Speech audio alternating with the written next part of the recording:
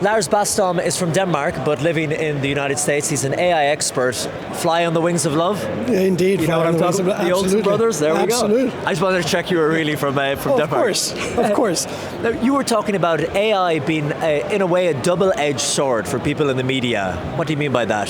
Well, first of all, it's possible now to do pretty much anything, and you can do it cheap, and you can do it fast. And that is, of course, good, because it gives people who have something to talk about an ability to produce things of a quality that they could never do before. It's also challenging because people who shouldn't be able to produce things of a high quality can do the same thing. So we're in a situation now where anyone can express themselves at a very high level, which gives people like Mariana, who's also on stage talking about disinformation, a big challenge figuring out what's actually real and what's not.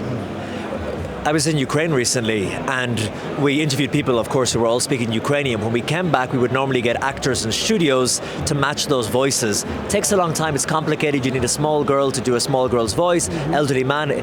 We used AI for the first time, and I couldn't tell which ones were the actors and which ones were the AI voices. And this is just the beginning. It is just the beginning. In the speech I just gave, I actually had a conversation with Orson Welles. And as you know, Orson Welles died many years ago. But it was possible for me to basically find a couple of minutes of him speaking, clone his voice, and be able to start scripting him within 20 minutes. Which effectively means that now you can cast anybody that you want, whether they be dead or not, as long as there's a little bit of recording of their voice somewhere. You know, the obvious thing is people think, in the media, people will lose gigs, they will lose jobs because it'll be replaced by AI.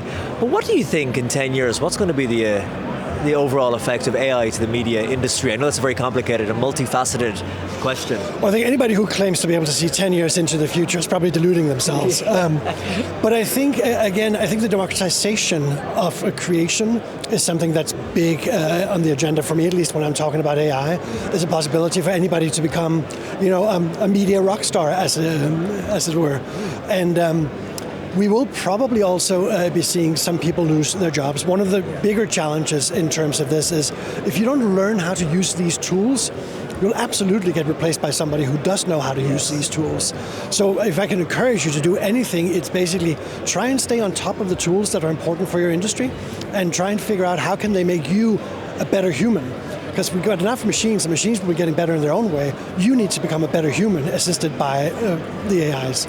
So obviously people need to upskill in terms of the technology, but then apart from that, is storytelling going to become more important? So we can use AI for those fake voices that sound absolutely real, or hey, AI, create this animation, 10-minute animation that might look as good as something that's been done by Pixar, like I'm talking about in the future. So what is going to be more important? Well, I think you have to revel in your humanity. The things that we can do as humans is we can think sideways, we can jump to illogical conclusions, we can do things that are completely unexpected. I mean, machines by default have more of a linear mode of thinking, which humans absolutely do not. We are batshit crazy in comparison to computers, and let's absolutely revel in that and become more of that. He said batshit crazy. The AI is malfunctioning here. Turn it off. Reboot. Lars, thank you so much. You're welcome.